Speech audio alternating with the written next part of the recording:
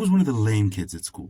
I didn't smoke or drink, and I wasn't invited to parties. Although looking back now, I think it's pretty good I didn't go to any parties. Things can get, pretty messy. So in this video, I'm going to share my experiences as being the lame kid, reasons why I didn't partake in such ungodly behavior, and how it affected my social life going forward.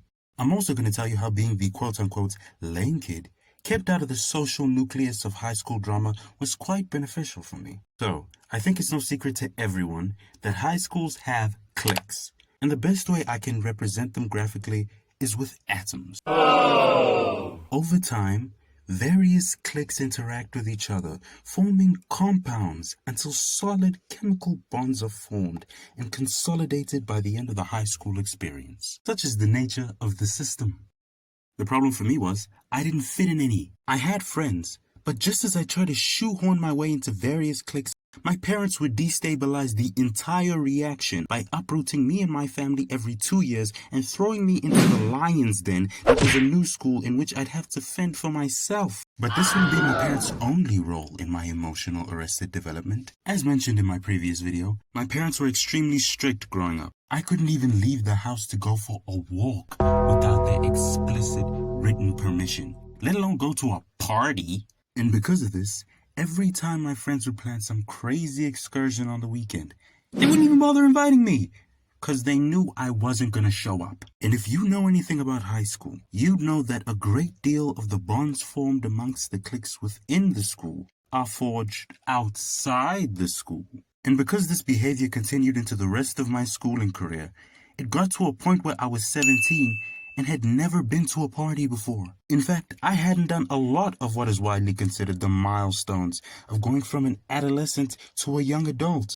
And because I hadn't done many of those things, a lot of my peers began to patronize me. Like when one group would have that conversation about the crazy party that they went to last night.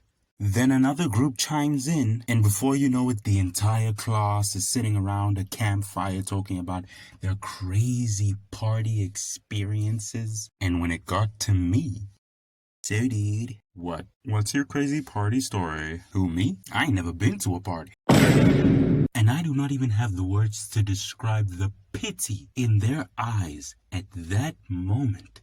They were just like, oh, the poor baby. That, I feel, is the worst thing about all of this. That just because someone got a couple DUIs, or got ran through by an entire football team, or wrecked their mom's Subaru, they somehow think they're more seasoned than you.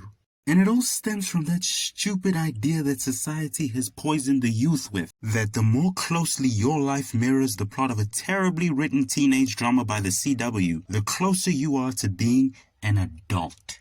When in reality, that couldn't be further from the truth. But because I've never touched the mythical, magical, plastic red cup before, you see me as someone who hasn't truly experienced life. But the reality is that these self-proclaimed masters of the universe are just playing adults. It's like a bunch of kids playing dress-up. Like when our parents would go out, and we'd go in their rooms, and we'd try on their clothes, and we'd sit at the adult dinner table, and we'd drink their coffee only to spit it out in shock of how disgusting it tasted. Did we all do that? Just me? Okay. But yeah, just a bunch of little kids playing dress-up, pretending to be adults, without having to shoulder any of the actual responsibilities of being an adult. And although being left out of the loop might have killed your street cred, it had its benefits.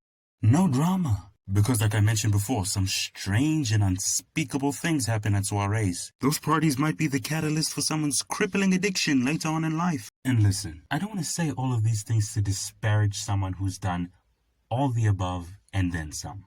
But I want to make it abundantly clear that we're all different. We all move at our own pace. There may be things that someone experienced at 13 that someone else might experience for the first time at 33. There may be things that someone else has done that others might never do. And that's okay, I think. Where am I going with this? Oh, yeah. My point is that you shouldn't feel pressured into doing things by others, or feel like you're falling behind just because everybody else already did it. You shouldn't feel pressured by anyone. Not your parents, friends, siblings, heck, not even the world. I have this analogy that I use to describe the world. It's quite old to us, but I mean, technically, it's still kind of young compared to maybe other galaxies.